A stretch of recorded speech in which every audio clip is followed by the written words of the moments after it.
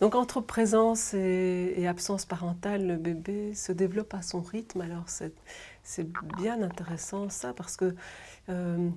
d'emblée ça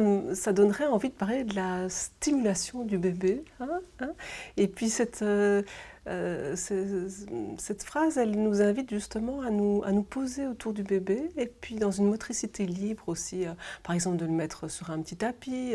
et puis juste de prendre le temps de le regarder, ne serait-ce que quelques minutes, sans venir avec des objets, sans venir même avec la voix, sans venir avec des stimulations tactiles, en le caressant, en agitant des choses, mais en le laissant simplement agir à son rythme, dans son environnement. Alors on pourrait dire qu'on a une absence de stimulation, mais en même temps on est présent. Donc c'est important pour que les parents puissent accompagner l'enfant dans cette activité libre en assurant une présence, parce qu'évidemment ils sont là, le bébé les sent, le bébé sent leur présence, le bébé se sent contenu par ce rapport de proximité sans être pour ça stimulé. Parce que je pense qu'on a tendance pour le moment à beaucoup stimuler les enfants et ça les prive de cette activité motrice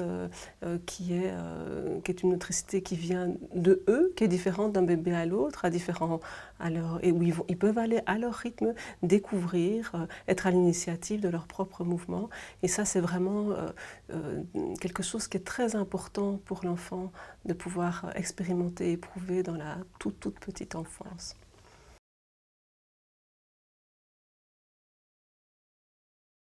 Quand on parle de l'absence et de la présence, entre présence et entre absence, évidemment, ce n'est pas une absence où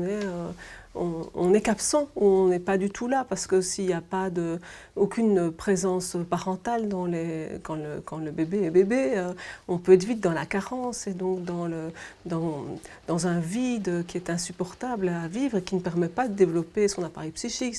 ses compétences cognitives, ses compétences motrices. Donc quand on parle de l'absence, ce sont ces moments où au fil du temps, au fil des semaines qui passent, au fil des mois, le parent pressent qu'il peut s'absenter un petit peu, être là à distance vocale de l'enfant, pouvoir le rassurer de sa présence, mais le laisser éveiller sa propre curiosité par rapport au monde qui l'entoure,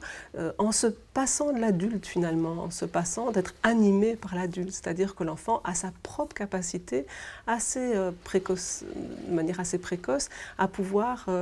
observer son environnement, entrer en relation avec cet environnement,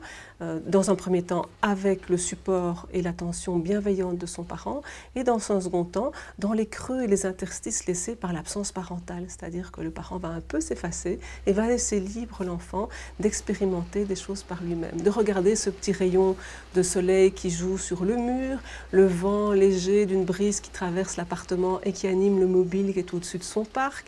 la voix de maman qui est en train de parler avec papa, ou papa qui parle avec maman, ou un petit frère, ou un grand frère, une grande sœur. Et donc il va pouvoir, lui, tranquillement, simplement se saisir de ces choses qui sont autour de lui,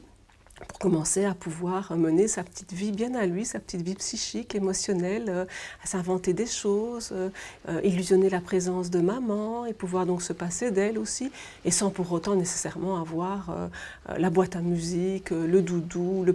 ce qu'on appelle souvent le petit bouffon, donc la tétine, hein, parce que parfois l'enfant n'a pas besoin d'avoir la tétine dans la bouche pour pouvoir patienter dans ces petits temps où il est laissé, où il peut avoir l'impression qu'il est laissé tout seul. Voilà, donc entre présence et absence, la présence au fil du temps ne va pas sans absence. Et il ne peut jamais y avoir d'absence pure, parce que sinon pour l'enfant ça risquerait d'être le grand vide aussi, un grand vide sidéral dans lequel il peut se perdre. Mais au fil du temps, cette absence se teinte de la présence. L'enfant peut petit à petit se créer un monde intérieur qu'il peuple avec les objets qui l'entourent, le souvenir des objets qui l'entourent, mais aussi avec la voix de maman, le bruit de son pas, son parfum, la cuisine qu'on est en train la bonne odeur de cuisine qu'on est en train de préparer. Et le monde extérieur se met à exister à l'intérieur de lui. C'est très subtil tout ça, parce que ça ne se fait pas du jour au lendemain, ça se fait au fil des jours qui passent, les uns après les autres. Et je dis souvent, ce sont comme des perles, les perles d'un collier, on enfile de jour en jour, on enfile des perles d'expérience comme ça, qui à la longue forment la vie de l'enfant, sa vie psychique. Et puis on peut l'espérer que ça fasse un très joli collier.